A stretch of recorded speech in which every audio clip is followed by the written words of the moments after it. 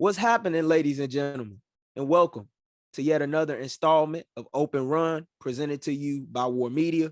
My name is Gabriel Wilkins, and I'm coming back at you yet once again, besides my backcourt partner and co-host, Josh Hicks, to talk on all of the action that is currently taking place during the 2023 NBA playoffs as the conference semifinal round is now upon us, with a pair of series thus far already officially underway in the East and West, respectively, and one that is currently set to get started at the top of this week as we're recording this episode between the Sixers and Celtics out in Beantown, with the playoffs officially heating up.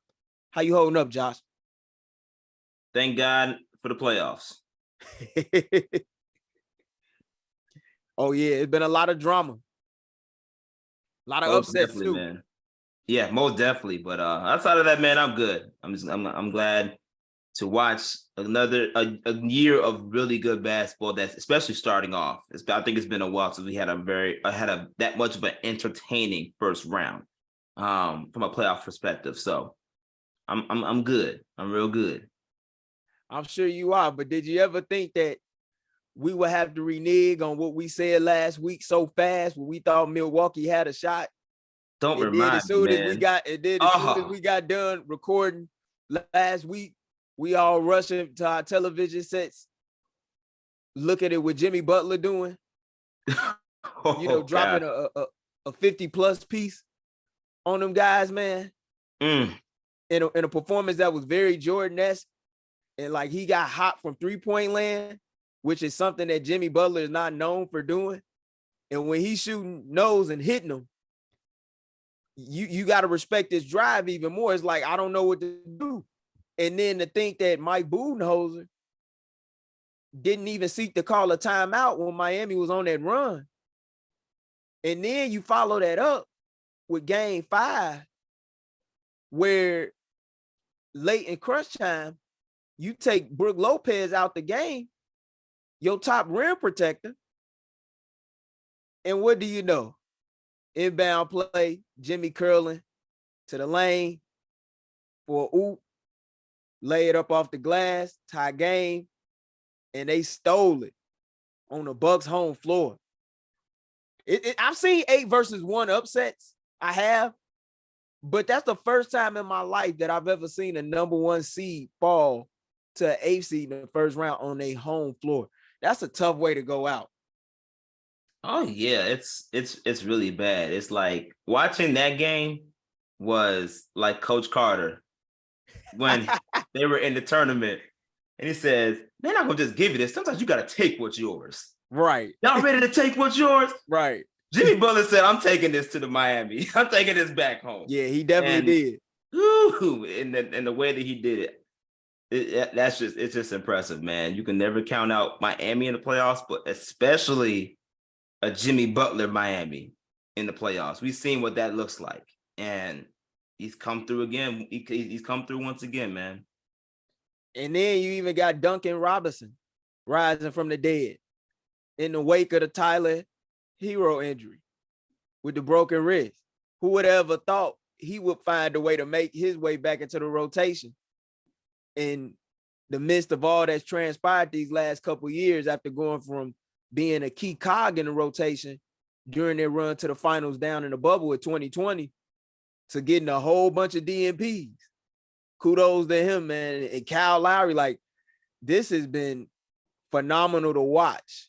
And it just goes to show you how the playoffs are truly indeed all about matchups. But in this week's edition of Open Run, me and Josh will take the opportunity to discuss the rise in parity that has transpired during this year's postseason that we've been talking about to open up the show, in addition to also taking a quick look into all of the upsets that have transpired in the opening round series and where the several teams whose playoffs runs ended sooner than expected go from here, including what to look forward to in all of the conference semifinal series and more. But first, let's take a moment to salute the players and stars who further etched their names within the history books over the last week and a half in our Hoop Shout-Out segment.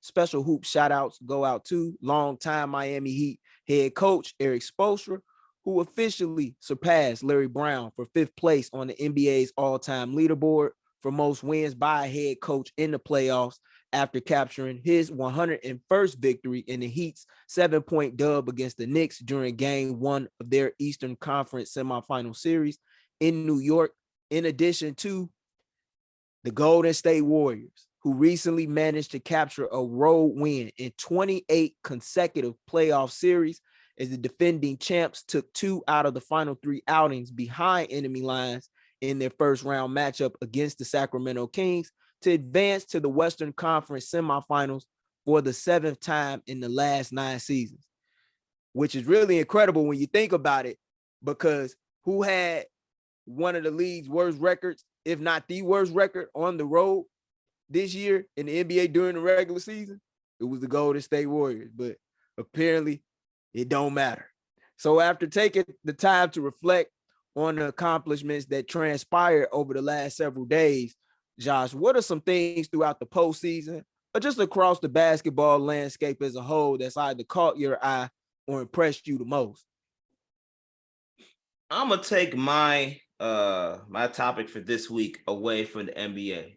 So I'm switching over to the WNBA. Okay. Shout out to the Las Vegas Aces. I like Shout out to the Las Vegas Aces.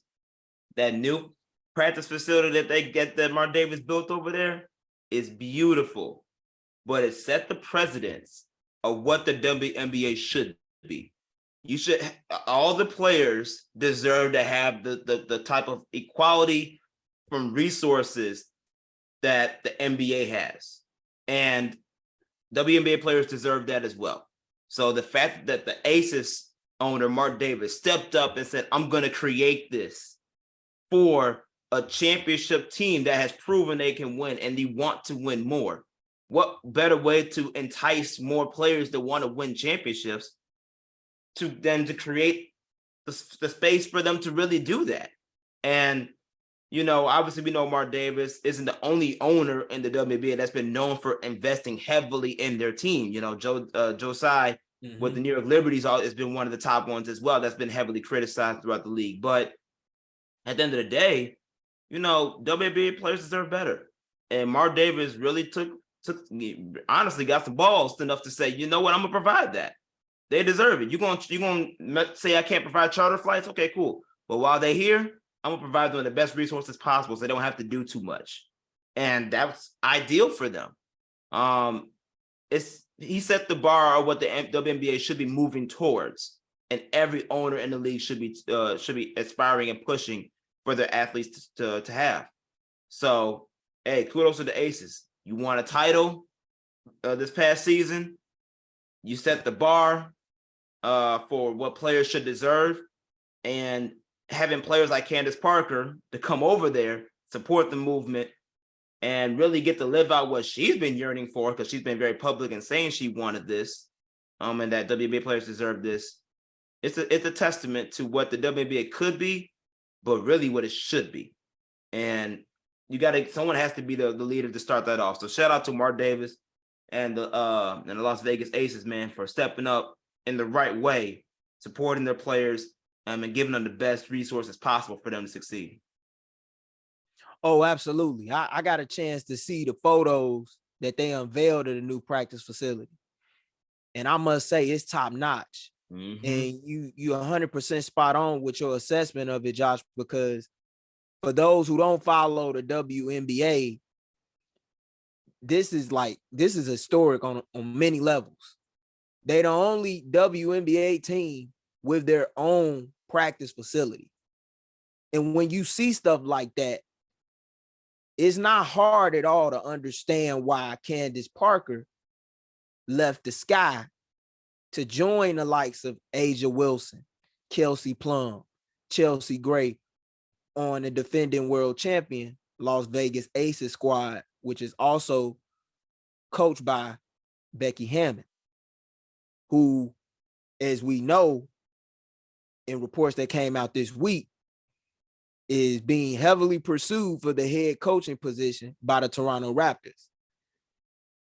I love it. I love it. And I think, and I hope that other owners of WNBA teams seek to follow suit, because you got to step your game up in order to compete with the likes of a Mark Davis, as well as a Joe Tsai, an owner that I've been critical of on the NBA front, and I think rightfully so.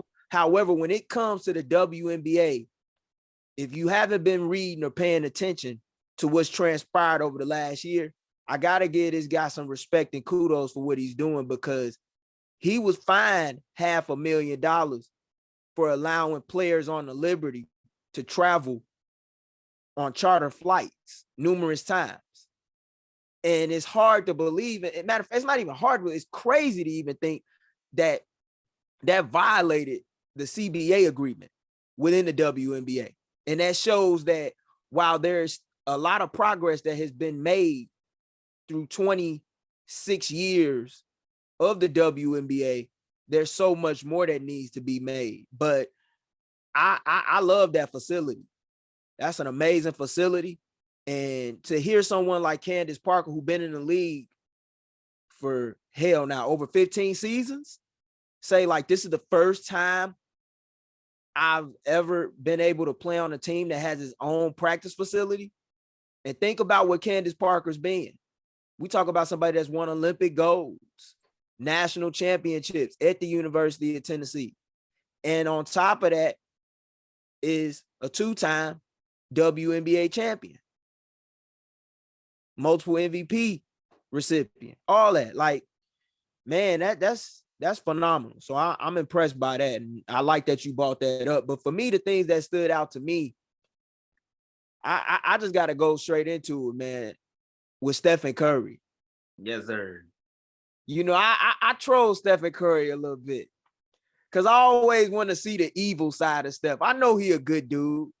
I know he likes to, you know, portray himself as a man of God. And I know he is. I believe that. But on Sunday in Sacramento, I saw the pop star turn into Pusha T. He chose violence, man. He chose violence. You put up 50 in game 7. Man, that's a hell of a way to close out a series on the road against an up-and-coming King squad who, unfortunately, they had a collapse toward the end. Mm-hmm. But it's not the failure, in spite of what a lot of people across NBA Twitter and other outlets who have these championship or bust mindsets might like to believe, because this was their first go round. And I want to ask people who listen to our show that play a prominent role in NBA Twitter, who feel that way, to think just for a second and ask themselves, like, what teams have you really seen in their first rodeo in the NBA playoffs actually take it all? And if they did, consisted mostly of guys that had little to no experience playing on the postseason stage. Not too many. Not too many. Most folks will say, well, 08 Celtics, but you know, they had experienced vets that have been there, such as Paul Pierce, KG, Ray Allen, etc. Doc Rivers was, you know, a head coach that had postseason experience, even though he had yet to win a title. Like, man, you got to take your lumps and bruises along the way. But yeah, I just got to give a shout out to Steph, man, because every time you want to count the Warriors out, they find a way to always make you look foolish. And it's so many times I don't like giving teams the benefit of the doubt, especially when they haven't earned it. I'm not saying that the Golden State Warriors haven't earned it. They've definitely earned it.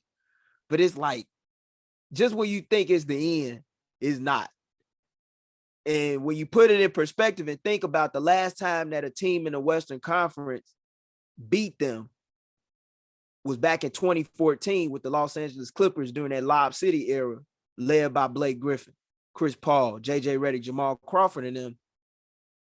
Man, like, you talk about a 9-year run where you only had 2 seasons in which you fell short. And in one of those seasons, you happen to be a play-in team that had a shot. And it makes you wonder, well, maybe if they get past Memphis in 2021, what could have been? But either way, it's been a hell of an era. And if this is indeed the last dance, they sure as hell gonna make it one hell of a ride for us to watch as fans across the country. I definitely agree with you, man. That's a heck of an assessment, as always. The Kings deserve a lot of credit for this, man. They had a successful season. They overachieved. They're way ahead of schedule now.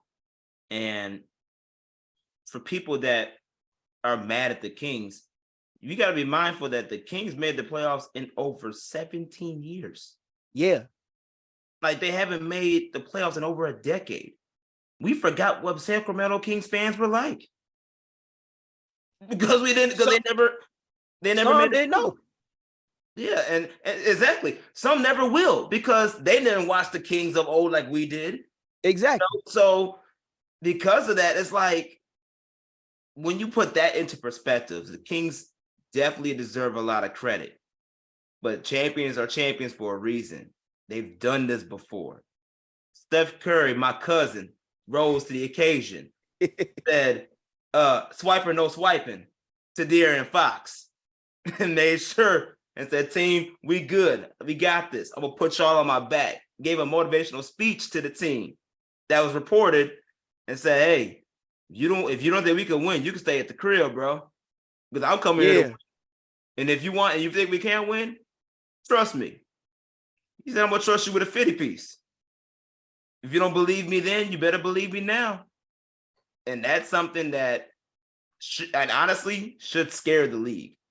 Because this team is not the same team as the fearful Warriors before. But Steph Curry is showing it don't matter which team it is. I am him. That should scare the heck out of all of these teams in the league, especially the West. Because let's just say Memphis did get past LA. You telling me that Steph Curry's gonna go against the Grizzlies and they don't have they wouldn't circle that on the calendar because of what happened in 2021? I'm just saying that could have been special too, but yeah, Cuzzo did damage. And I definitely gotta give props to him, for representing me and the fam, of course. But it was talking trash. Yeah. Was talking trash to the fans, telling them like the bean.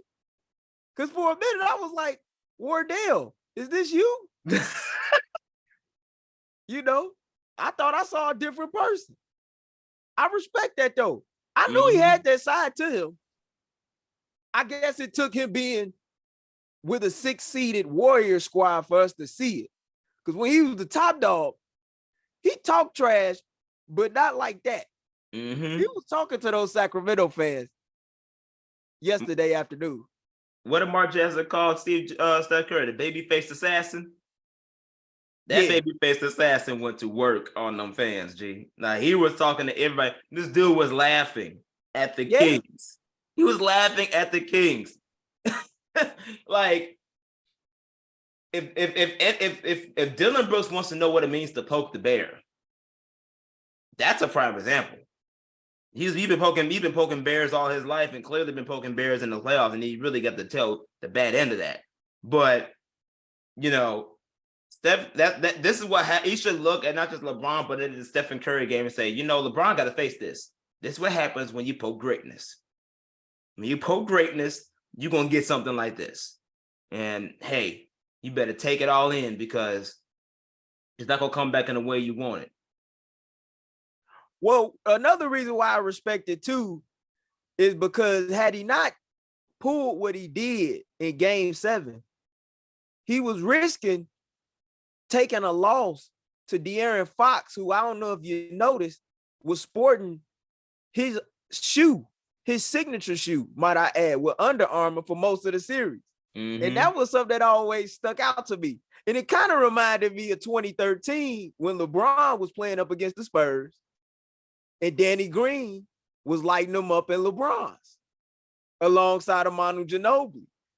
And I know players have to have that in the back of their mind that have superstar status like a Steph Curry and a LeBron James have, but man, that was just crazy. But I still got to give kudos to the Kings, man, because most people were ready to count them out after losing Game 5, and they went into San Francisco at the Chase Center and proved why, they are a team to be reckoned with in the future, and that they can also win on the road, something that they did often during the regular season. I believe they had the best road record in the NBA this season. So I was impressed with what I saw from Sacramento. I know Sabonis had a second half that he would like to forget in a series that he would likely like to forget, with being out rebounded, out hustled by the likes of Kevon Looney and Draymond Green.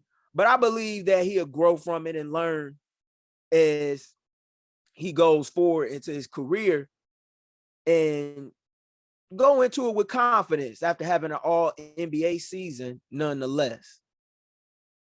Most definitely, man. The Sacramento Kings came up there. You talk about the win in San Fran.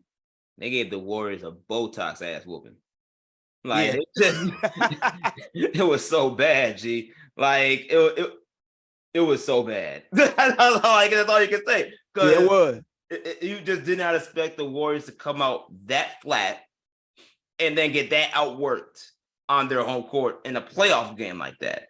Like, that's a wholly different type of level of play that a young Kings team showed that, hey, we could be young, but guess what? We ballers too. This is in a closeout game.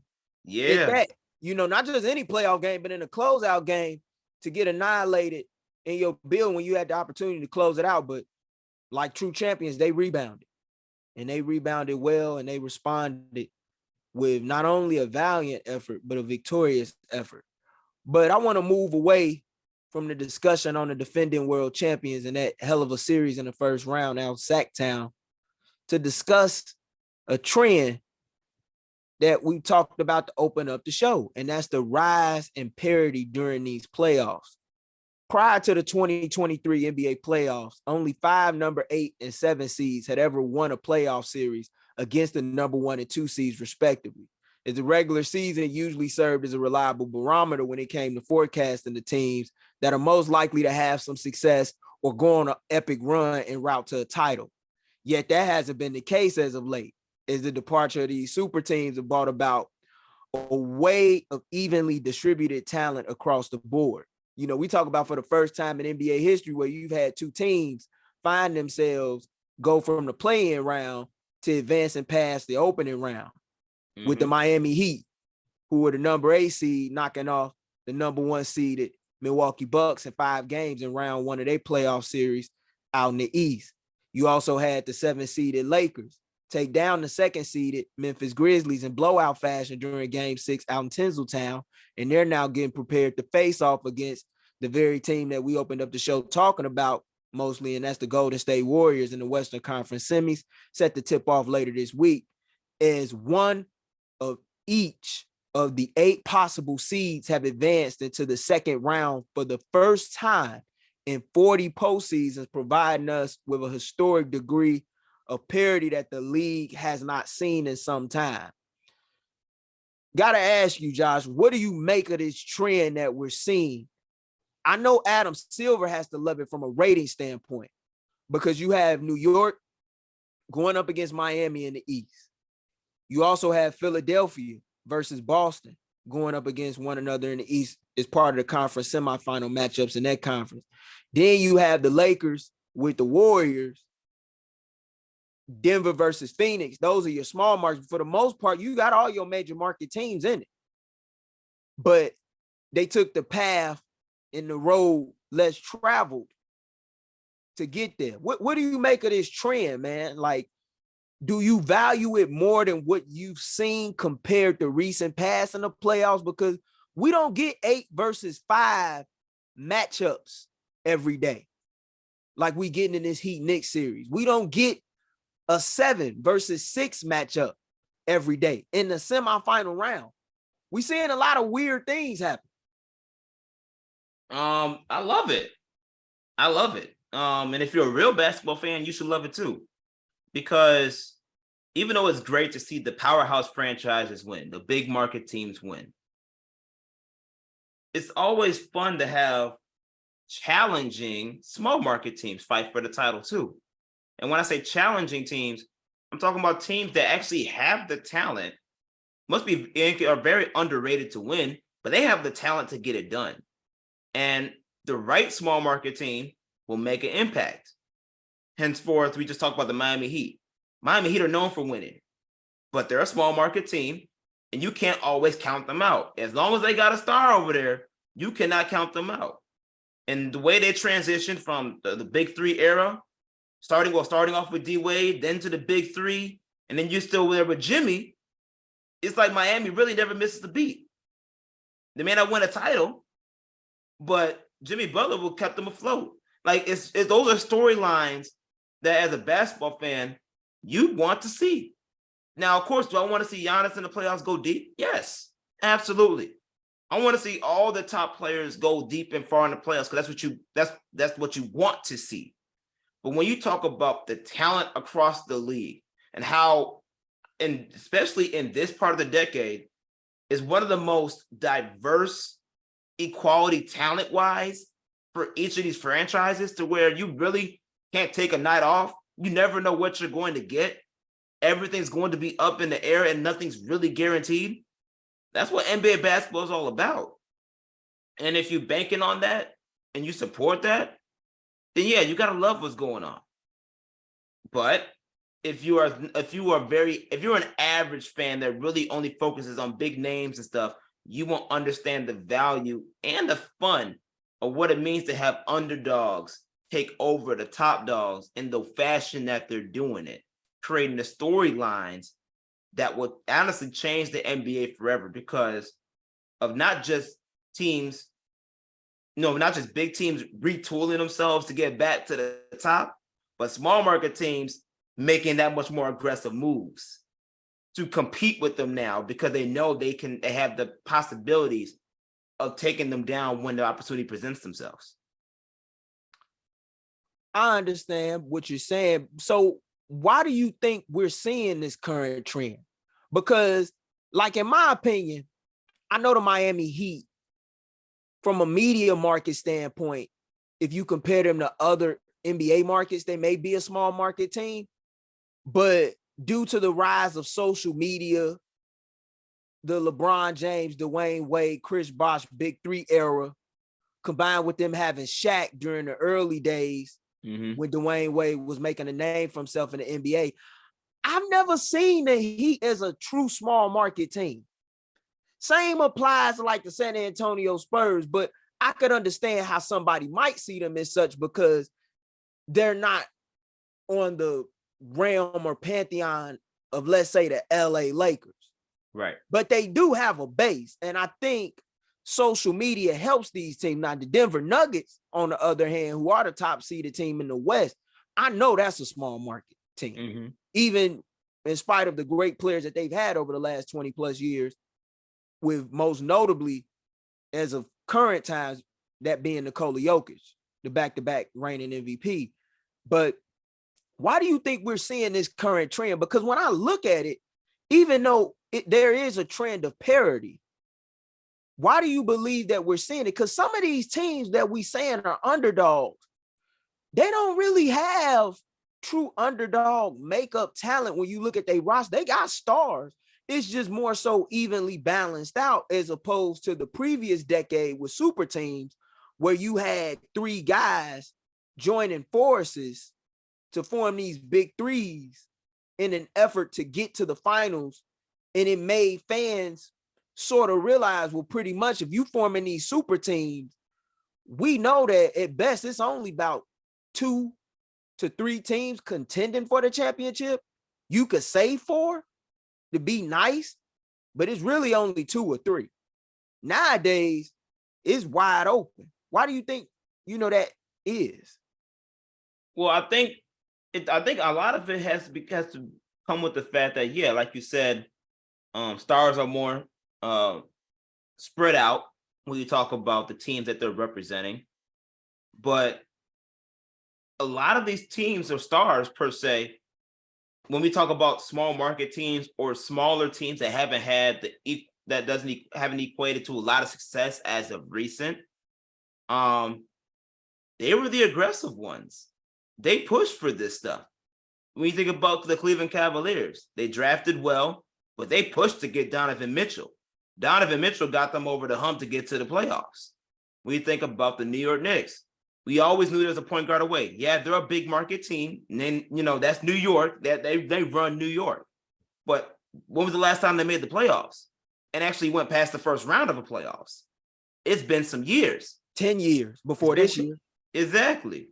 So they they may not have a superstar, but they got a good quality star in Jalen Brunson that helped them get over the hump. Like these small market teams are being aggressive to a point where they're going to get the talent and the type of players that they need, they know, to get over the hump of things, which distributes the parity. And I think it's ideal for the league. The league needs that. Although the super team era was raw, it was fun, made me feel like 2K came alive. That's perfectly fun, perfectly fine. But it took away a lot of the competitive drives of games because you automatically knew who's going to win. This year, we saw a lot of close games. A lot of games are being pushed to the brink, and a lot of competitive situations where games could have gone either way because the talents and the stars on the star talents on those teams rose to the occasion in ways that if they were on super teams, you might not have actually experienced or even get to embrace and acknowledge and note and praise the fun that they bring to the table. So, to be honest with you, I think it's kind of. I think that's the biggest thing. Stars being spread out in such a way, and the smaller market teams, maybe not the big markets, but smaller market teams are being so aggressive in getting those stars. It's changing the way those markets are being looked at and represented, and the playoffs this year really showed what that looks like. I state this as you make salient points in your assessment. I'll state it like this. When it comes to what I make of the following trend, I can't say I'm surprised because we're currently in an NBA world where seeding don't mean nothing. And what I mean by that is you have veteran-laden teams that have years of playoff experience trying to figure out how to manage and get through what we know is the regular season, the 82 game grind. Some stars are going to play most nights. Some may not for reasons unknown, injury, personal, whatever. When that happens,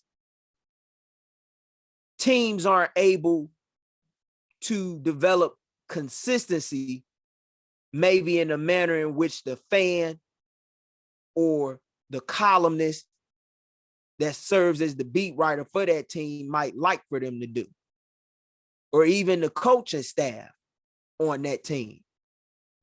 But it's not about how you start in this league, and it's never about that in sports, as we know. It's always about how you finish. Mm-hmm.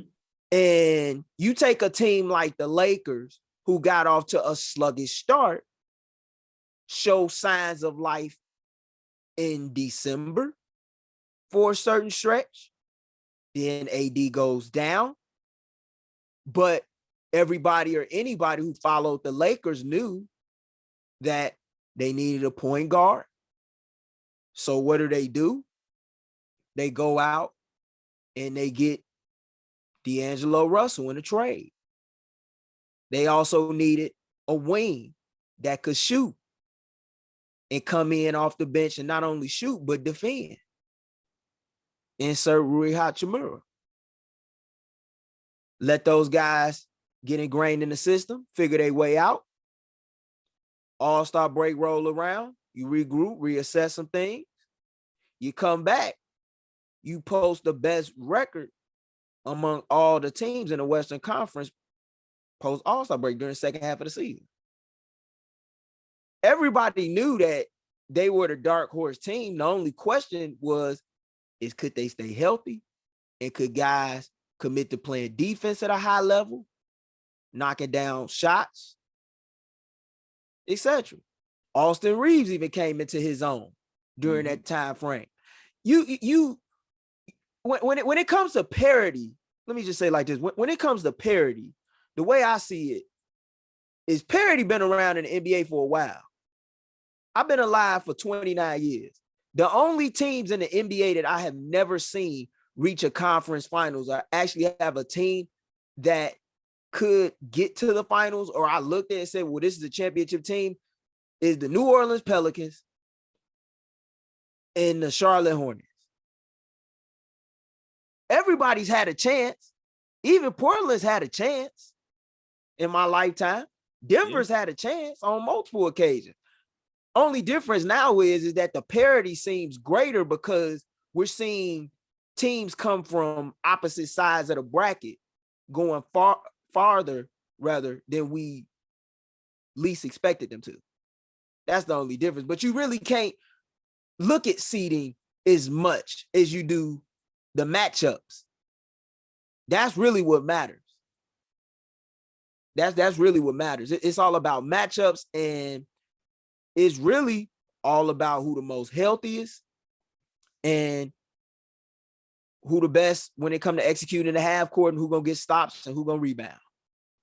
But when I look at the trend, I can't say that I'm surprised, but I think we're seeing it though, because this was David Stern's, rest in peace. This was David Stern's dream. Mm-hmm. You know, when he set up the Derrick Rose rule, you take that for example, right? Mm-hmm. He was doing that to allow these young stars to qualify for higher salaries. And he was decentivizing player movement, which he saw from who?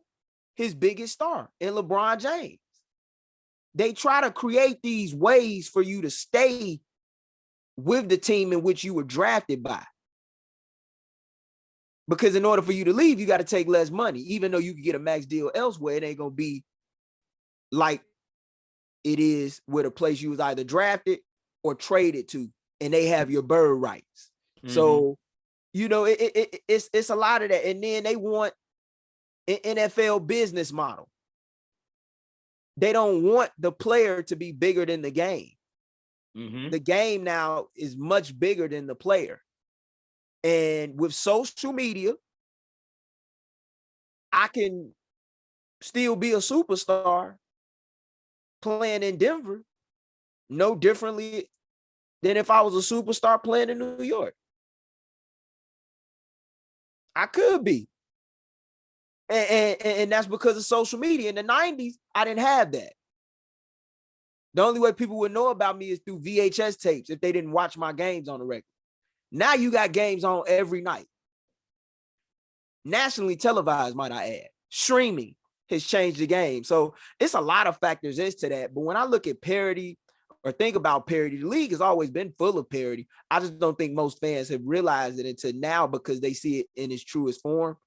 And there aren't any super teams the way that there were a few years ago, even though to me, I think it woke a lot of teams up and made them realize if we really want to have a chance at winning, we got to build things the right way. Like you said, we got to draft well. We got to scout well.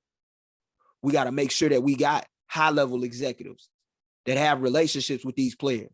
You done seen agents make their way from negotiating deals to negotiating contracts on behalf of teams working as the president of basketball operations, a la Leon Rose, you know, Bob Myers, and Gold State, etc. So I think it's a lot of things such as that, but I find it interesting because it's a trend that I think is here to stay. But do you believe that this current league-wide parity is here to stay?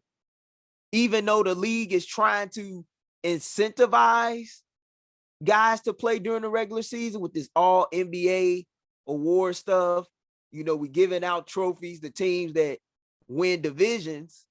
We got tournaments about to come up, in-season tournaments where they trying to incentivize guys to play for money. I don't think that's going to really work, but that's another story for another day. What's your thoughts on that?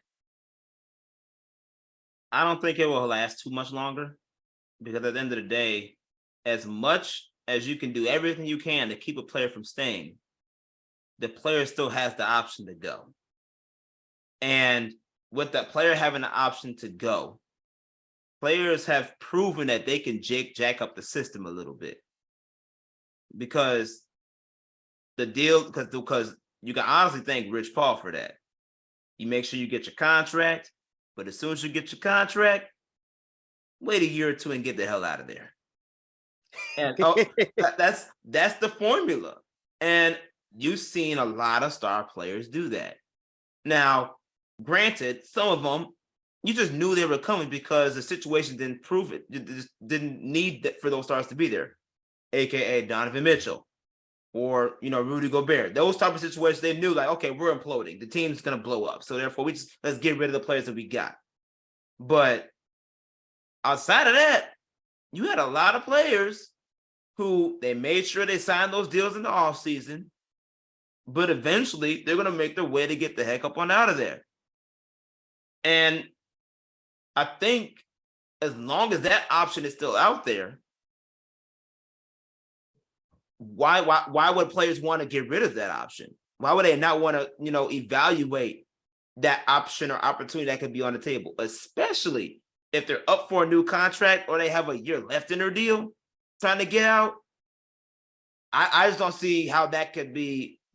I don't see how players can ignore that opportunity, especially in today's game. So I think it's not going to last too much longer because the players always going to have the right to have the player movement that they want. And Adam Silver is actually pro player movement. So I just don't see it happening. I know player movement not going nowhere. Not in this day and age. We're going to see trade requests. Mm-hmm. If anything, that's the way to go, especially when you locked up into a max deal or a long-term contract and you're not happy in a given city or with a franchise and you want to get out of there. That's going to happen. What I'm talking about is like the league-wide parity, where you're going to start seeing more teams that aren't a top 4 seed starting to like make these runs all of a sudden in the playoffs to where they're pushing towards a championship. And the reason why I say that is because like we coming off a first round, bro, where you had the top seed with the best record in all of basketball in the Milwaukee Bucks go down in 5 games. Mm-hmm. You had the Memphis Grizzlies go down in 6 games, and they had the second best record in the West. The reason why I think it's here to stay is because you take a team like Memphis, right, Josh? That's a young team. Yep. They have the incentive to play hard during the regular season because you got guys still trying to pray for their bread. Granted, Jaren Jackson Jr. got his bread coming up with his Supermax. Ja Morant does as well. But you have young guys that have grown up in that system in a Spurs-like way under Taylor Jenkins, their head coach there, who funny enough, comes from under Greg Popovich's coaching tree, if I'm not mistaken. Like, them guys got something to play for. Mm-hmm. Whereas the Lakers, veteran-laden teams such as the Lakers, the Warriors, and we even seen it with the Clippers, albeit they lost in the first round against the Phoenix Suns, unfortunately, without Paul George and Kawhi Leonard due to injury.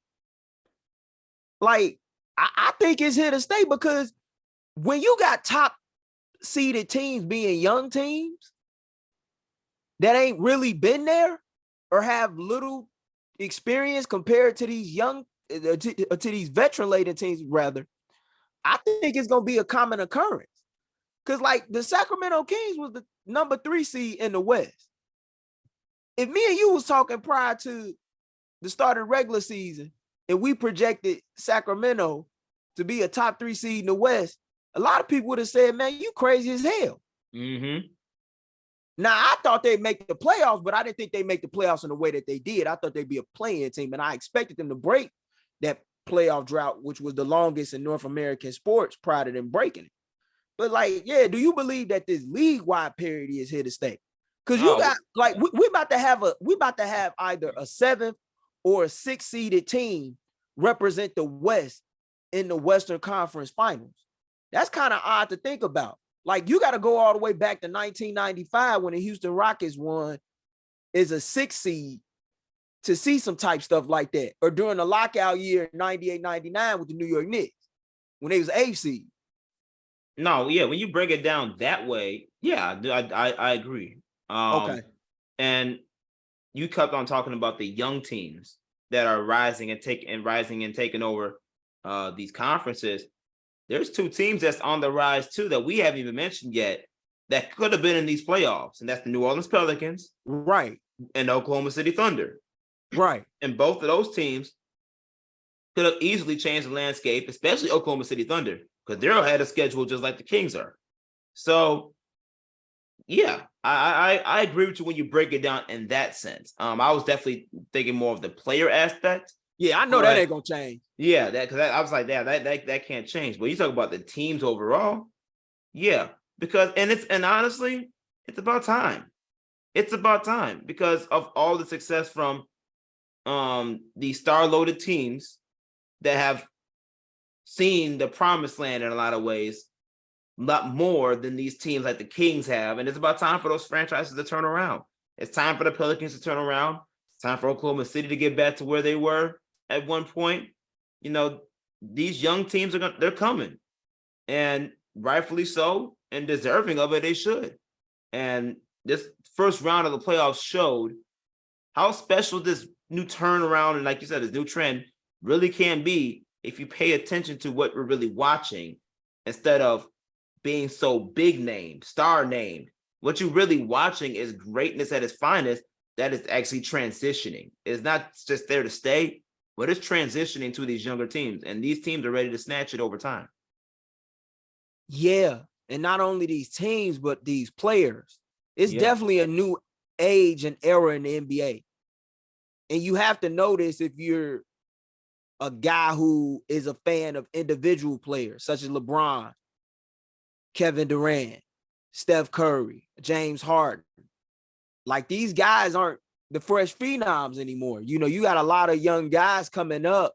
And yeah, I do believe that the league-wide parity is here to stay. Like we didn't even bring up the Minnesota Timberwolves, who, in spite of some questions about how certain pieces fit there, I think everybody in America knows after watching the first round that Anthony Edwards is indeed a superstar who Alex Rodriguez is the owner of that franchise that will be soon taken over fully in the next couple of years. Like he knows he has a superstar player that he could build a quality roster around should he aspire to do that in a small market. And those stars don't grow on trees like that. So I think it's here to stay.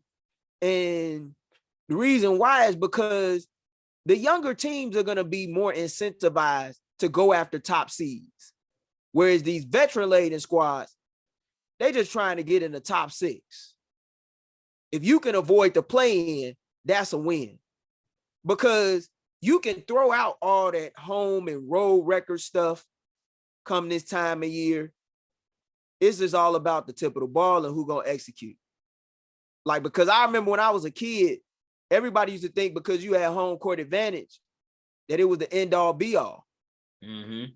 It don't look like that no more. Yep, times have changed, man. And if anything, when you talk about what that could look like, I mean, we just talked about Golden State. They were literally one of the worst road teams in the whole entire NBA in the regular season. Exactly. But yet they won the road games they needed to when it mattered most. They won game 5 and they won game 7. Most critical games on the road that they needed to win and close this series out. And it might I add, both of those games were done in dramatic fashion. Now, you know, game 7 was the big bang, but game 5 was pretty legit too, to a point where, you knew the Warriors weren't going to just die like that. They sent a message in that game to the Kings. So because of that, those records don't matter. It's a matter about playing your best basketball in the later moments of the season and at the right time, and bringing that to go along with, like you said, health. You do that, you're always gonna have a prime chance to win, and we've seen what that looks like. Yeah, especially if you have the talent.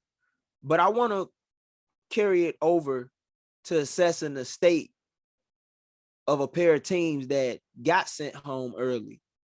A pair of teams that many people believe had a legitimate shot of competing for a championship early on in the season. Teams that we've talked about many times on Open Run, starting with the Memphis Grizzlies.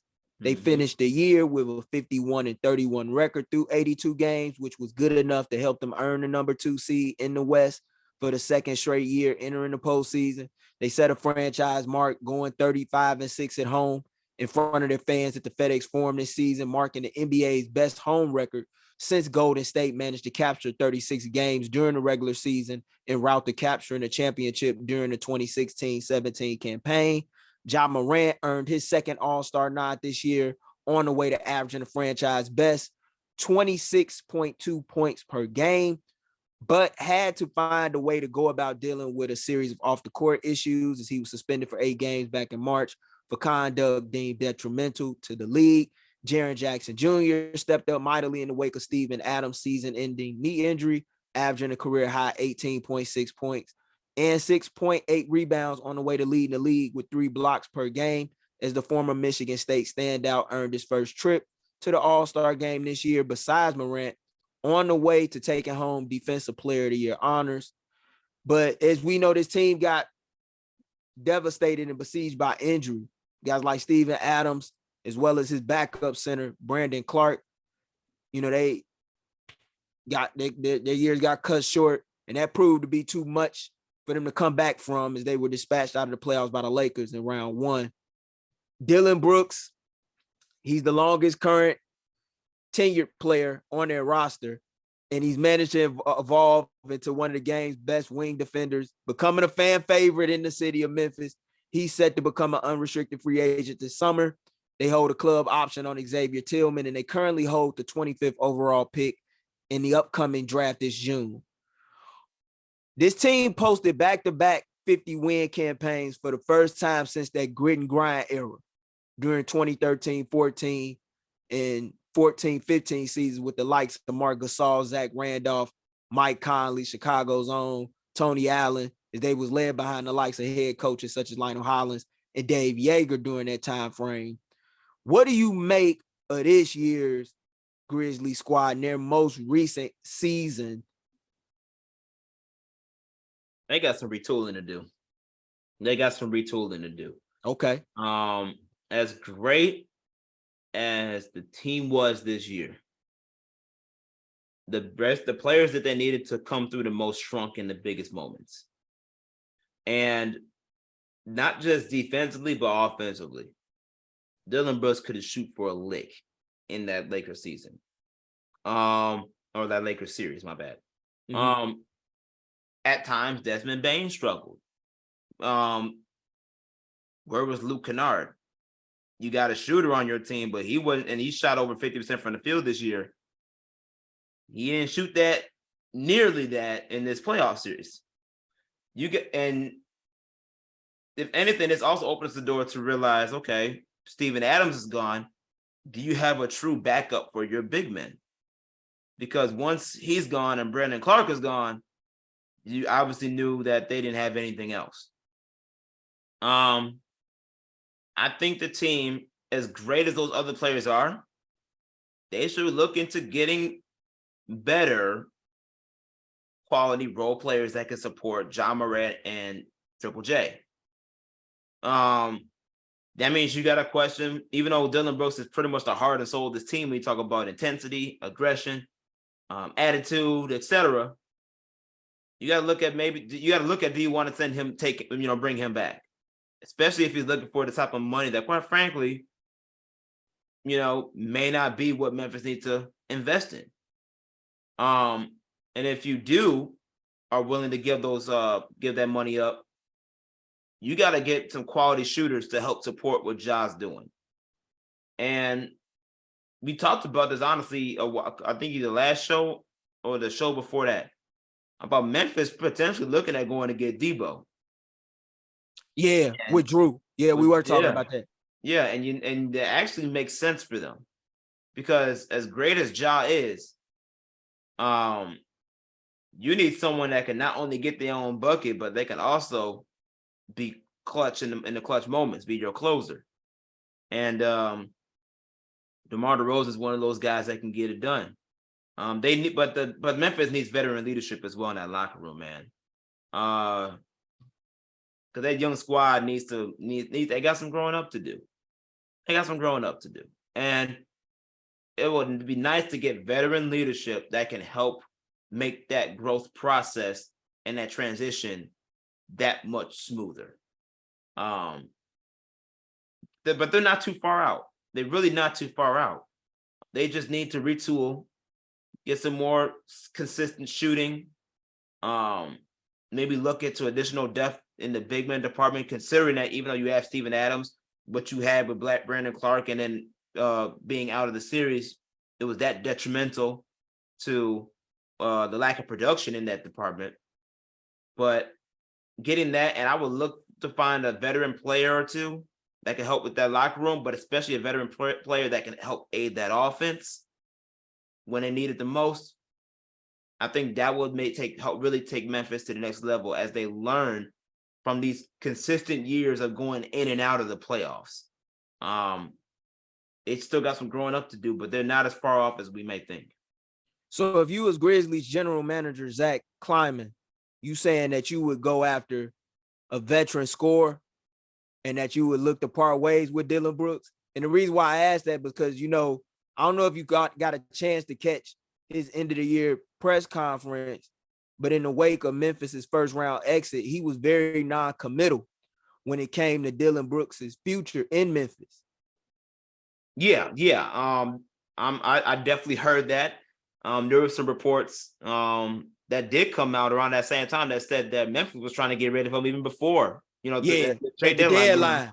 Mm-hmm. Yeah, they were trying to get rid of him then. So because of that, I think Dillon Brooks kind of feels and knows that his time is coming to an end over there. So what are you going to replace that with? Well, Memphis needs at the present moment better options to score, because if Desmond Bane ain't hitting and Luke Kennard's not hitting from three, you're pretty much screwed. you gotta hope Ja and Triple J go off, right? They need they need someone that not just can shoot the ball, but really can score the ball, get a bucket whenever, that can help Ja out. And, some of those options are available, but yeah, Dillon Brooks is not the answer to advance the Memphis Grizzlies. He's a great asset if he's willing to take less money and play a role that fits his 3-and-D memo. But at the end of the day, if they want to advance, yeah, you got to upgrade that position. You got to upgrade that area. And Dillon Brooks has proven that as of right now, he's not your solution to that problem. It's funny we having this conversation about them, especially when you bring up the conversation that you, myself, and Drew had about the possibilities of Memphis potentially being interested in DeMar DeRozan. We was talking about the Bulls and reviewing their season. Mm-hmm. What I make out of the Grizzlies' most recent season is that they had a great regular season, like they did last year, and I expected that. FedEx Forum always been a tough place to play, the grindhouse. Those fans get loud. Mm-hmm. It's easy to pick up your game, and with the way Ja Morant is playing there, and with the way the fans in the city love him, I expect that. But y'all right, they do need a veteran wing. I don't know if DeMar DeRozan is the guy, but I think he's the guy that, or at least one of the guys that they need to have their eyes on. Mm-hmm. Another guy I would like for them to potentially look at, and I thought they should have made a move for at the trade deadline, is Bojan Bogdanovic. Bojan Bogdanovic is a guy who I think could take a lot of pressure off of Ja Morant as a shot creator. And that's what he needs. I think Desmond Bane has grown to become a playmaker on a secondary basis for an offense. But Desmond Bane is more so of a scorer, who, if you got somebody that can set him up for catch and shoot looks outside of Ja, or that could put some pressure on the paint with his ability to drive, That's even better. You can't Mhm. have enough shot creators, especially come time in the playoffs. They didn't have, and like you said, when guys are missing shots, such as Desmond Bain and Luke Kennard and Dylan Brooks, you need a vet that's going to step up and be able to execute something in the half court, especially when you know that these teams are going to be collapsing on Ja on every drive or, seeking a double team. Somebody they could kick it out to be that safety valve. I think a guy like Bojan Bogdanovic could do it. And Memphis has the draft capital to make a move like that because as I look at their picks, right, they got their own first round draft pick. They got a second round pick from the Clippers. They got another second round pick from the Timberwolves as part of that Walker Kessler trade.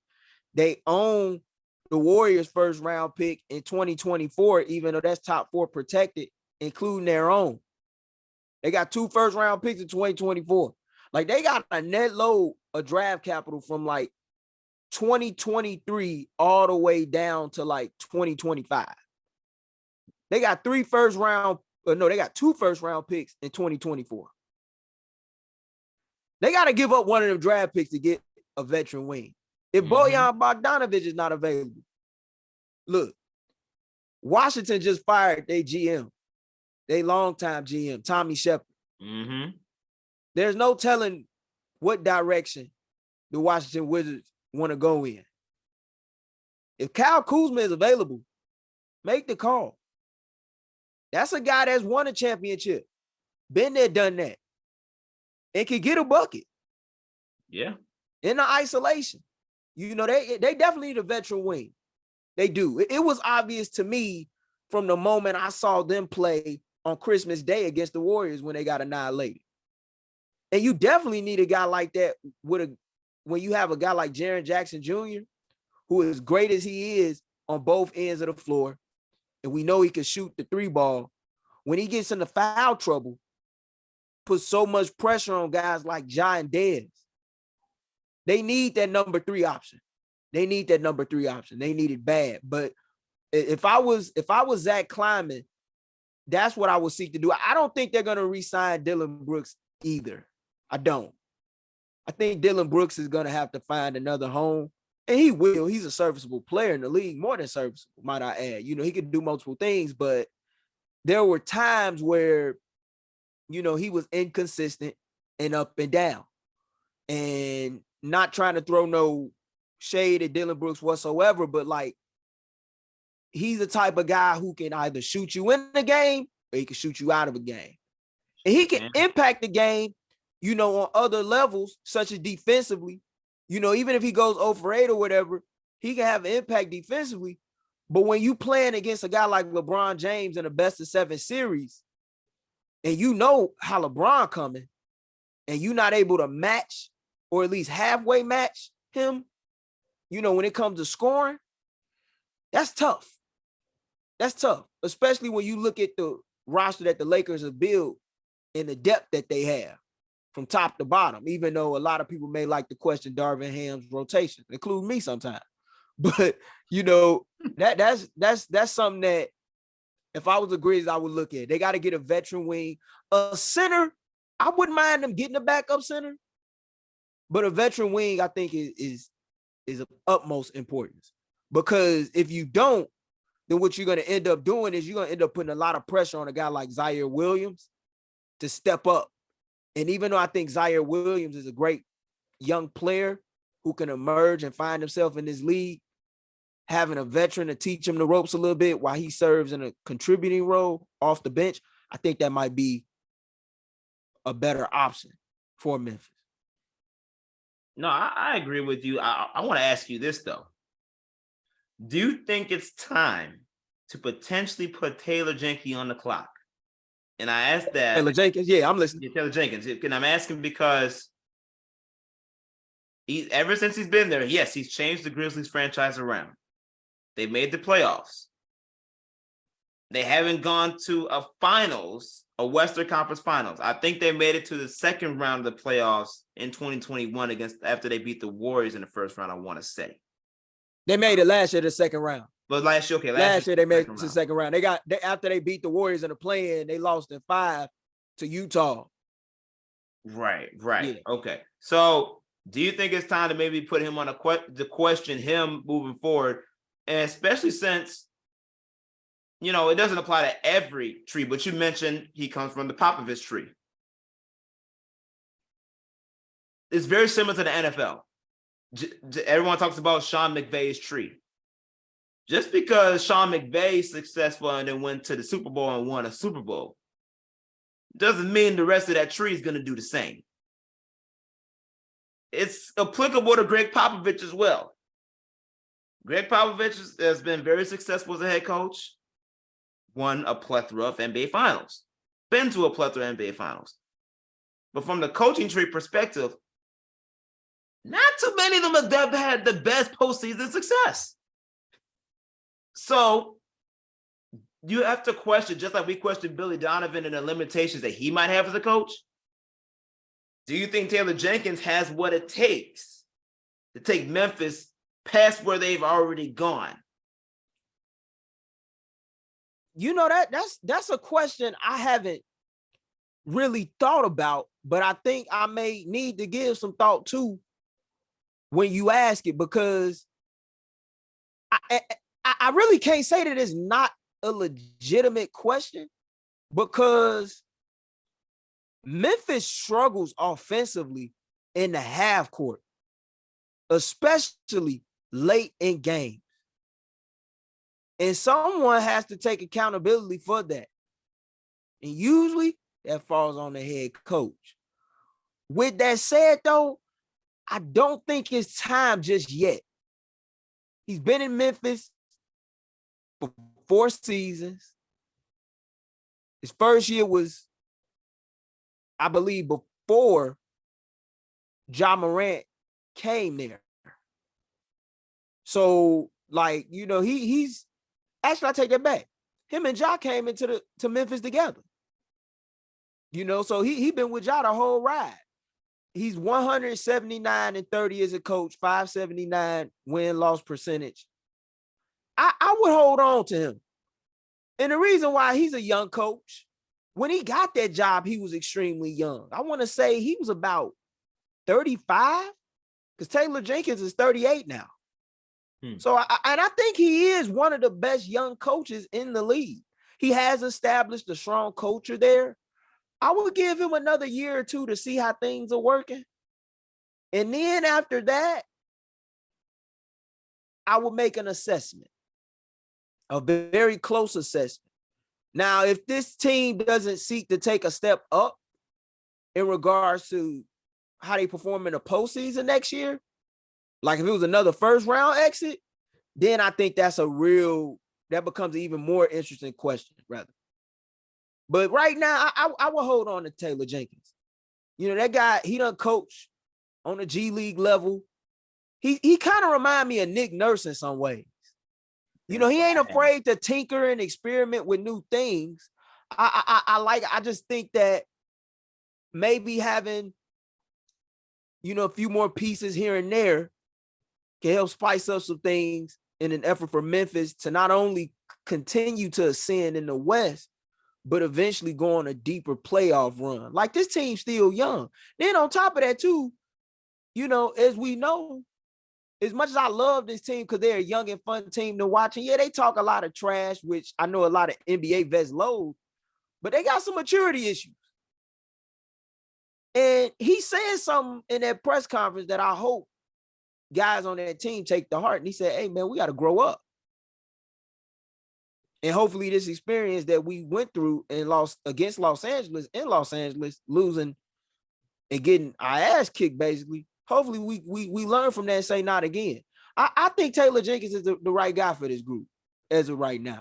I'll say that. And not only is he a Pop disciple, he's a Bud disciple, because he came over to Memphis from Milwaukee where he's an assistant. So I like Taylor Jenkins. I would give him another 2 years. I mean, he's a young coach, and for a guy that's under 40, doing what he's doing with this roster, I mean, they've been over 500 every year since their experience in the bubble. No, I feel that. And that's kind of why I asked the question, because he does remind me in a lot of ways like Nick Nurse. And Nick Nurse was the same way. When he finally got that coaching opportunity in Toronto, he was a good coach, but Toronto had to make a splash. And they did. And once they made that splash, it made it easy for Nick Nurse to do what he does best and to turn that franchise around. I'm not saying Memphis has to do the same, but they have to go along some of the similar path of getting someone else of a veteran caliber that you can pair up with Ja, so that way they can help some of the issues that Taylor Jenkins is experiencing that Nick Nurse didn't experience until later in his coaching career in Toronto with that half-court setup. And that's just a question mark as to what Memphis is really going to do, because they really haven't had to do much pretty much since they drafted Ja and Triple J and Dylan Brooks as well. They drafted Des Bane. And Des Bane. They drafted well. They scouted well. They've done a hell of a job on that front. They had to let these guys find themselves in the league and learn how to play with one another. I think they've mastered that part. Now they gotta make a move. You right. Because when you finishing rather in the top 2 of your conference in back-to-back seasons, you in the hunt for the championship. So as far as I'm concerned, so when I look at that, yeah, they got to make a move. And getting a guy like DeMar DeRozan over there, that'd be a big-time move for them. A experienced, well-traveled vet, who will teach them guys a lot. And I know you can speak to that for yourself, covering the Bulls and knowing the work that he's done with guys like Pat Williams in the offseason, taking them under their wing, etc. Io, so those guys, I believe, would love him. And even if you get a guy like Kyle Kuzma, even though he's younger, he knows what it's like to have to sacrifice and play in a complimentary role next to a star. But at the same time, if you need him on a given night with one of your main guys out, he can give you 25 or 30. So I it's options out there. It's a ton of options. Even, let's say hypothetically, if Chris Middleton was to opt out the final year of his deal in Milwaukee, that's an option. They have options for when it comes to veteran wings. They have a ton of options. And if they want to go after a backup big and really get greedy, they get a guy like Naz Reid in there. I mean, they got options. It's a matter of what does Robert Pera, is the owner of that franchise, Zach Kleiman is the GM of the Grizzlies, want to do in an effort to try and bring a Larry O'Brien trophy down Beale Street. We agree, man. Yeah, but I want to get into the Milwaukee Bucks. This was the team that nobody expected to be sitting on the couch by the 1st of May. But here we are. They finished the regular season with the best record in all of basketball, going 58-24 on the year under head coach Mike Budenholzer in his 5th season with the franchise. They had a stretch during the regular season between late January up until the beginning of March where they won a league best 16 consecutive games before dropping a contest late at home against Joel Embiid and the Philadelphia 76ers. Giannis Antetokounmpo became the first player in NBA history to average 30-plus points, 10-plus rebounds, and 5-plus assists per night while shooting at least 55% or better from the floor, on the way to becoming a finalist for the league's MVP award and more than likely also cementing himself for a spot on the All-NBA first team for the 5th year in a row. Bobby Portis had a stellar year off the bench on the way to being named as a finalist candidate for the 6-man award, averaging nearly a double-double, on the way to accumulating 38 total double-doubles this year to lead all reserves and finish 9th overall in that department across the league during the regular season, playing in 70 games. Drew Holiday earned his second All-Star nod 10 years after earning his initial one, averaging nearly 20 to go along with 7.4 assists and 5.1 boards per game in his 3rd year with the Bucks. Besides the man in the middle, Brook Lopez, whose nearly 3 blocks a game helped him become a finalist for the Defensive Player of the Year award. As I brought up earlier, Chris Middleton, who dealt with a sore right knee over the course of the year, missed early parts of the season due to recovering from an off-season wrist injury, has until June 29th to decide whether or not he would like to opt in and play out the 5th and final year of his current deal with the Bucks, which will grant him $40.3 million next year, or opt out to determine his value on the free agency marketplace as an unrestricted free agent. This team, Josh, they got a lot of free agents, man, that's unrestricted. Brook Lopez, Jay Crowder, Wesley Matthews, Joe Ingles, Goran Dragic, Jevin Carter, as well as Giannis' brother Thanasis. They hold no first-round draft picks to date, and they currently only have just 1 second-round pick of their own for this year's draft. 2 years ago, man, we know where the Bucks were. They were celebrating their first championship in over half a century. For the second year in a row, the Bucks find themselves at home before the Eastern Conference Finals. What do you make of Milwaukee's recent season? I know Giannis said that it's not a failure in his eyes, and when he put it all together in his own words, I understand why he feels that way. But do you think it's a failure? And whether you do or not, what do you think John Horst, the general manager over there, got to do in order to ensure that Milwaukee regains its place atop the East sometime soon? Because, man, this team, when they was on that 16-game winning streak, they look like an automatic lock to make the finals. The season is for sure a failure. And it's because as much as we really want to think about it, what Giannis said wasn't wrong. He was right. He was right with what he said. But you can't look at yourself as a small market team that's just here to survive anymore. You've elevated this franchise to win its first championship. You are now you're not the hunter. You're now being hunted. Because of that, it's champion or bust for you no matter what. You're a top player in the league representing a franchise that's now, whose culture has shifted. That means your expectations have to change. You can't sit here and tell me you idolize Kobe Bryant. And this man every season, it don't matter it don't matter what players he had. His mindset was championship or bust. Because that's what matters when you're playing for a franchise that has a history of winning, has a culture of winning. When they tell you at the front of the gate, hey, it's time to put up or shut up. You're going to put in this work or you're going to get sent home. We don't want you here because that's what we're known for. It's winning titles. You've now created that type of demographic in Milwaukee. So you can't go to a podium and say, oh, it wasn't a failure. Yeah, it was. That's 2 straight seasons after you busted your butt to drop a 50-piece in Game 6 to win the NBA championship on your home floor. There's levels to this, and you now achieved one of the highest levels of success in the NBA and the professional basketball realm. Therefore, you cannot regress in such a way where you look at every season after this, especially since you made it very clear that after you won the finals, I got to find a way to get back here again. I got to win again. You can't sit here and say that and then come back 2 years later and say, oh, well, it's not a failure. No, expectations have changed. Times have changed. You played a role in that changing. So your mindset got to change. That being said, Bucks got some moves to make. They got some decisions to make. Because at the end of the day, you know what really kind of costed them? They lost PJ Tucker. They didn't have a PJ Tucker on this team.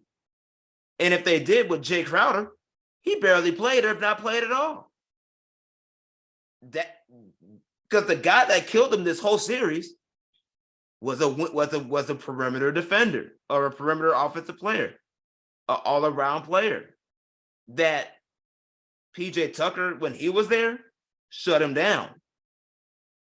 You need someone that's a defensive stopper on the perimeter that brings the physicality that PJ Tucker brought. And you had that technically in a more watered down version with Jay Crowder.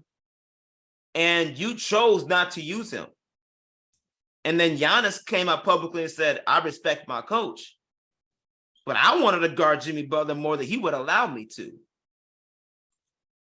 You need someone that's going to have to know what it takes to do what Drew Holiday does, but on other defenders. Because at the end of the day, the Eastern Conference is a lot of perimeter scorers. And if you don't, even though you roll through the West, through the NBA season, and in the playoffs that we know, it is a half-court game.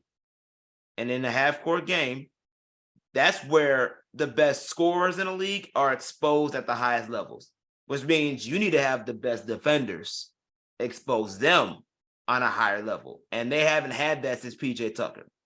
So they need to get someone like that in that locker room first. And then, to be honest with you, you got to bring as many people back as you can, because what are you going to replace them with? You traded all your picks, so you don't have any actual tradable assets. And, you know, the same team that I pretty much almost won a championship with is the same team that you've been getting to the playoffs consistently with. So I wouldn't say do too many changes with the roster, except bring in someone that can continue shooting, but also bring that PJ Tucker effect and really use that to their advantage. But if I'm also the GM, Mike Budenholzer. I'm glad you brought him up. Oh, I was getting there. I was gonna set you up and ask you that. I know it was reported that he lost a family member in the middle of the series against Miami, and I don't know. I'm not gonna say I don't know. I can rather only imagine how much that impacted him. Yeah, because he made a lot of decisions that were unlike him in some ways, even though he's had blunders in playoffs past. Some people, include myself, are of the belief that had the Bucks not won a championship 2 years ago, and if not for Kevin Durant, you know, in his shoes being a little too big when he hit that shot to tie the game and send it into overtime, which was, I know he really wanted to be a 3. Had that been a game winner, a lot of people think Budenholzer would have been out of Milwaukee in 2021. I agree. Do you think the Bucks need to make that move and make a decision to let Mike Budenholzer go? I do. And the reason why is because you need a different perspective now. You need a different voice. There's no coincidence that in back-to-back years after you won a championship, you regressed to get back to the Eastern Conference Finals with a Giannis in his prime and surrounding talent around him that is quality talent to win a championship, because you won it with them before. Something has to change. Something has to give. And Mike Budenholzer, even though, yes, what he experienced was tragic and is very unfortunate, and we definitely have to send his condolences to the family. But you got a job to get paid to win. And there's certain expectations that you just can't regress from. And unfortunately, the Bucks fell backwards ever since that championship. And you got to get back to the hump. You got to get back to the rise. And I just feel that not just the fact that it was inevitable that in his own way he dug his own grave with the calls that he made and the choices and adjustments that he made that costed him that series. But when your best player comes out and says, I have a disagreement with what you just did, in the way that he did, if I'm a GM, how can I not question that? How can I not put that in my back pocket saying that, dang, my best player on the team just called out my coach? Something has to, you have to at least evaluate what you really got on your staff to go along with this roster. And I think it's time for the Bucks to move forward to someone else who has that winning mindset that can work with the star talent that's on this roster. Because Budenholzer has been getting by the scathing of his teeth in a lot of ways. And that championship did save his job. But now it's time. I do believe that it's time to move on. You know, usually if a top seed doesn't finish without the Larry O'Brien trophy, depending on which round they exited, I might not look at it as a failure. Because sometimes, as I say many times, and I always tell people, and I stick by this, the NBA playoffs is all about matchups and who can execute in the half-court game. Mm-hmm. Milwaukee, when it comes to the half-court from an offensive standpoint, not really one of the best teams in the league. The team that they lost to, not really one of the best teams in the league executing the half-court. They just had a guy that wasn't going to be denied. But it's a failure. And the reason why is because when you're a number one seed and you have the best record in all of the league, all eyes are on you. And when you lose in round one, that's tough. I think this year's loss in the playoffs is harder to swallow than the loss they had last year against Boston in Game 7 of the Eastern Conference semifinals. You know, because this is the type of loss that drive guys crazy in the summer. Mm-hmm. You be like Tony Soprano. How could this happen? Why did it happen? You know, and to me, it was a hell of a year, but unfortunately, it was a failure. And I'm not saying it was a failure because they didn't win a championship. It was the way that they went out. Right. You couldn't hear a pin drop in the Pfizer Forum. Mm-hmm. When I saw that game in live time, all I'm thinking about to myself is, I've never seen that. And I felt like I was watching what was shown to me in VHS tapes as a kid when the Denver Nuggets went in as an AC and knocked off the Seattle Supersonics. Yep. But back then, it was a best of 5 series in the first round as opposed to a best of 7. Right. Anything could happen. This series, they were down 3-1. And I know Giannis' injury definitely played a big role in that. But Miami was down a man too. Mm-hmm. And I thought the Bucks were in trouble because we talked about that when Giannis went down in Game 1. Which team is going to have a more uphill battle, Memphis or Milwaukee? I felt like Milwaukee because I seen this team without Giannis, even in non-Giannis minutes when he was on the floor, and they were barely able to survive. Yep. I think John Horst definitely has to make a move. One move I would like for him to make, you say they need to get a guy like PJ Tucker, a guy that's an enforcer, a guy that's going to take it upon himself to check the best opposing wings that the league has to offer on a night-to-night basis, including the playoffs. I don't know if this guy is up for the task, but I think he can definitely help them and take the place of Chris Middleton, if necessary, in their lineup, and that's Gary Trent Jr. That's Gary Trent Jr. Giannis needs a guy that's going to take some pressure off of him offensively. I love Giannis Antetokounmpo as a talent.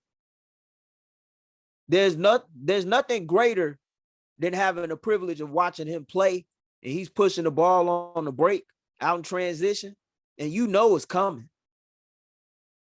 You know it's coming. And there's nothing you can do to stop him. But it's something about when the game gets down the stretch and a bucket is needed, where unless if it's within the restricted area, he seems to be very hesitant when it comes to shooting the ball. Yep. That's why you need a guy like Gary Trent Jr. in the mix. Gary Trent Jr. will take pressure not only off of Giannis, he'll take pressure off of Drew. Drew had to create a lot of times in clutch situations for this group, especially in games in which Chris Middleton wasn't able to either suit up or was really, going through a sluggish period. They gotta get a third guy in there. They gotta get a number 3 option to be similar to the way that Memphis does, or they could seek to go big game hunting. I just talked about Gary Trent Jr. You want to go big game hunting? I know they haven't put him up on the market, but Toronto, they need to really think about the future of their team. If I'm Milwaukee, I'm interested in Pascal Siakam. I'm very interested. Brook Lopez is a free agent. You lose Brook Lopez, you're losing a guy who's been one of your top catch and shoot options. You're losing a guy who, I'm not going to say he's the defensive anchor, but within Budenholzer's defensive coverages for the majority of his time in Milwaukee, he was the guy who the Bucks were trying to funnel guys to. So like if you was driving, I'm going to swat it out. Or I'm going to alter your shot because I want you to take these threes. You're not coming inside this paint. You lose him, that's a big part of your identity. And Brook, ever since they got Brook Lopez over there, that's really when they started taking off. But Brook ain't no young dude. We talk about a guy that's in his mid-30s. You get a lot younger with Pascal Siakam.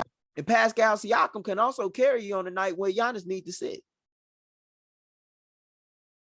And like you said, the Milwaukee Bucks are a team that should no longer be looked at as a true small market franchise when you have Giannis Antetokounmpo. They are a small market franchise, but they have developed a brand there and an identity. And it's through Giannis. They are, in essence, the new Cleveland. Yeah. So now that you built this brand, let's see how you can make it great. Like I need to see some reports that maybe the Bucks are interested in Damian Lillard. I need to, because this is a team that when you have a top 5 player and Giannis on your roster, you can't afford to waste these years. And you notice he hasn't signed off on an extension. Yeah. You got to give guys like Giannis a reason to do that. No, that's very true. I think what's also hurting this Bucks team is the fact that Giannis has now become what you see is what you get. You don't know if you're going to see a more developed player in Giannis. Now, one of the ways that, and you can just tell because offensively, you get the same thing all the time. Headhunting, I'm going downhill. Yep. You're not going to get him to stop and pull it for a jump shot too much, even though he has improved his jump shot. It's not like he's taking a lot of threes. It's not like he's trying to do different dribble matchup, dribble pull-up games within the skill set that he can do, to help aid this offense and make the offense easier. But he always will have his go-to, which is I'm going downhill. Stop me if you can. And I get it. That's the bread and butter. That works. But I also think he's also realized over the years, especially since they won that championship, playoffs is going to be monitored and more focused on that. So you got to develop your game in such a way to where once you expect that, you can still do it. We may not be able to do it as much or do it without fouling as much, because he's also been getting into a lot of foul trouble situations as well this season because of that. So if we know that this is the Giannis we're going to get, and that's all we're going to get, we're not going to get a more polished version or developed version of Giannis anymore. That should paint the picture clear to you of what you need to surround him with. And I think they had an idea of what that looks like. But now the picture is really clear because you saw what Giannis is going to be for the past couple of years now.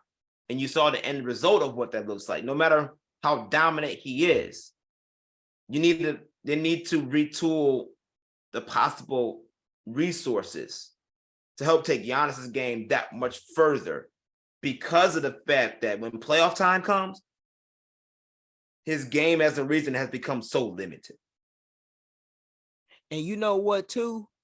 I'm glad you brought that up when it comes to Giannis. I think he's expanded in some areas. One, he's become an exceptional passer out of double teams. Yes. Which absolutely. was something that when he was going up against the Raptors in the 2019 conference finals, he struggled with. So he's expanded in that area. And he's developed slowly but surely, I'd say, a mid-range jumper. Mm-hmm. Now he has to continue to tighten that up, in my opinion. And another thing he got to tighten up is his free throw shooting. Yep. Giannis got to the line 12 times a game. And I'm going to tell you how I know it's important. I was at a game this season. Saw Giannis twice, actually. But I was at one game this season where Giannis could have messed around and had 50 points. Now, he had multiple 50-point games, but he really could have had another one here in the city of Win if he had just knocked down half of his free throws. That's what cost him. And even though that game ended up in an overtime loss, and I'm pretty sure it don't matter to him how many points he scores as long as he gets a win, that helps his team.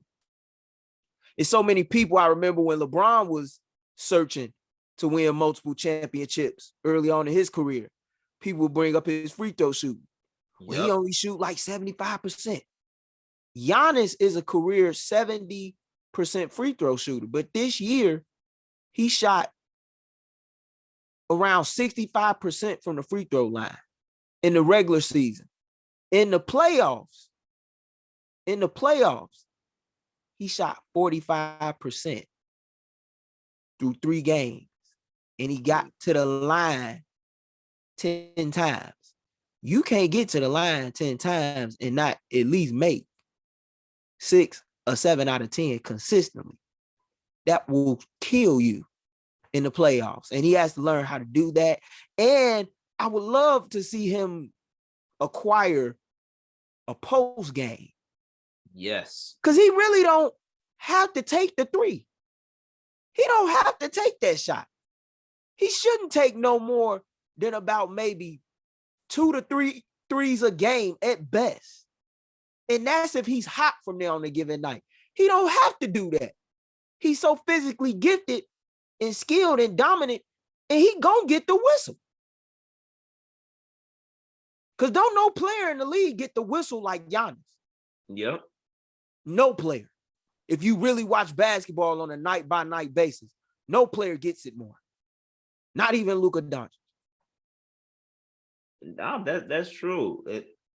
As the leader of the franchise, the reason why they won a championship, you have to find consistent ways to keep your team afloat and in ways for you to give your team a chance. And in that Miami series, they had a lot of chances, man. And Giannis up front helped blow a lot of those chances. And yes, like you said, granted, he got hurt, missed a couple games, tried to get himself back together. You know, that's going to take time. But dude, when your numbers call and you're the best player on the floor, expectations are different than anyone else on that roster. It's on you. So you got to come through. And I'm glad you said it. There was moments where he chickened out, man. That's just the reality. He chickened out. He didn't want the ball. Mm-mm. Remember, he almost threw the ball out of bounds on the jump ball prior to the game going into overtime in game 5. As soon as he got the ball, after it was tipped to him, he immediately passed it. And it almost went out of bounds, but Chris Middleton made a hell of a save. Yep. You know, and that lets me know that he was really struggling from the free throw line to the point to where it was affecting him mentally.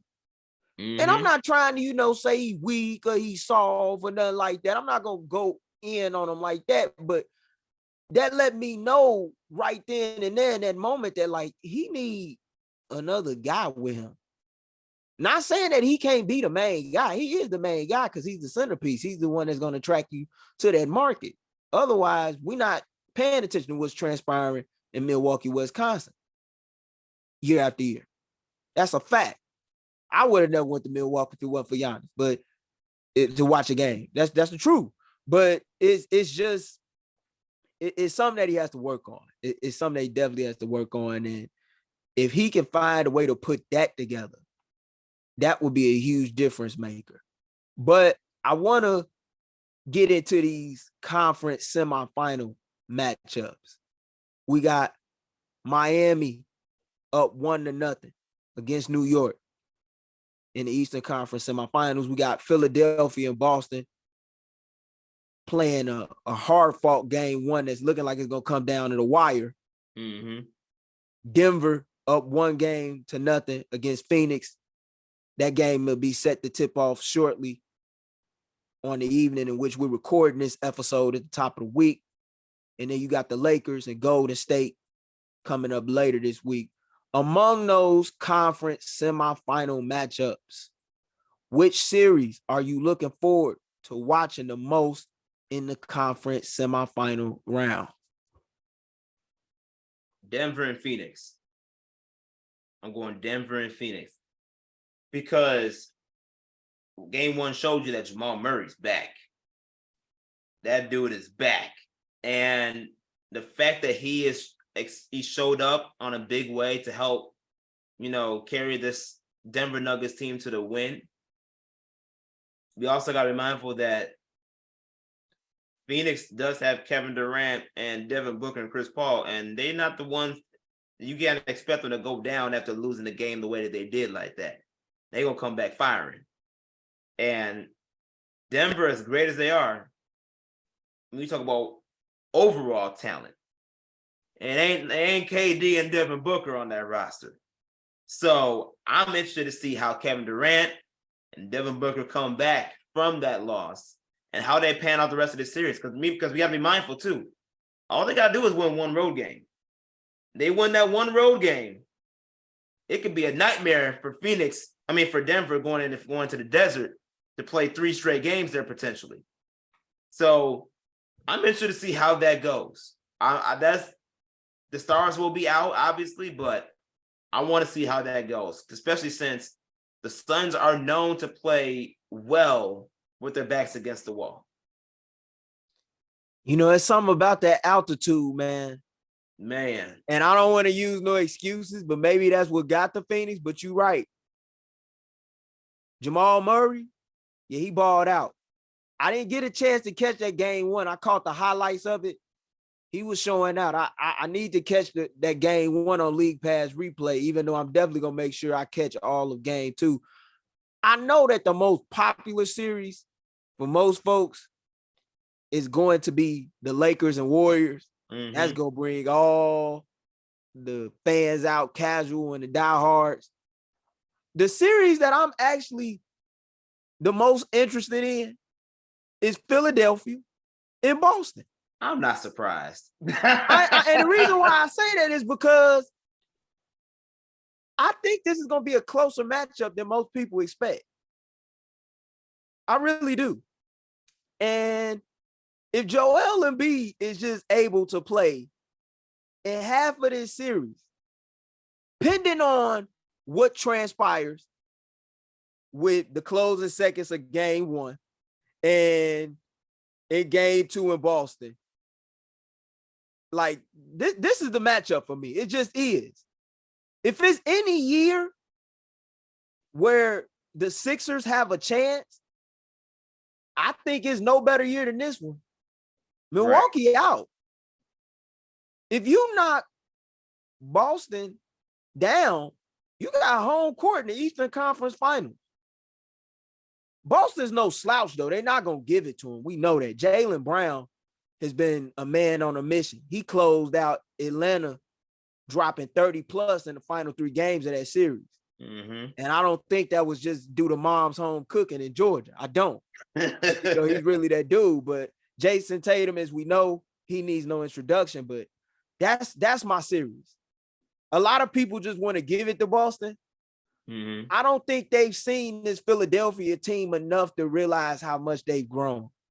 And it's something about the fourth quarter where they may be sluggish and sleepy through stretches of games, but when they wake up and they let you know. So I'm interested to see what transpires. Right now, from my vantage point, as I'm watching the game and I'm talking with you, they're up by 2 in the closing seconds prior to regulation. Oh, I can give you the update now. They won. That's one. They won by 4. 119, 115. Philly won. Wow.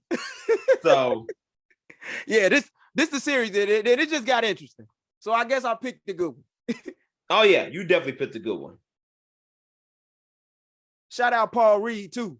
Yes, sir. Double. Yes, sir. Blue Paul Demon Nation, baby. Yeah, for sure.